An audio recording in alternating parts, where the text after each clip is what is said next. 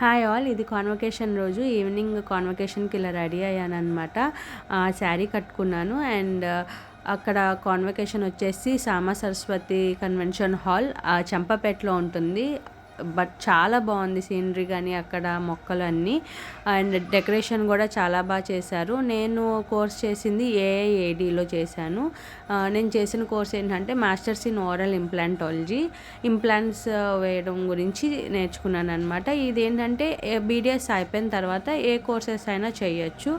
మా మెంటర్ ఒక మూవీ తీశారనమాట, ఆ ట్రైలర్ వేశారు. కోర్సెస్ గురించి అది ఏమన్నా డీటెయిల్స్ కావాలంటే నాకు మెసేజ్ చేయండి, నేను ఫర్దర్గా నేను మీకు చెప్తాను.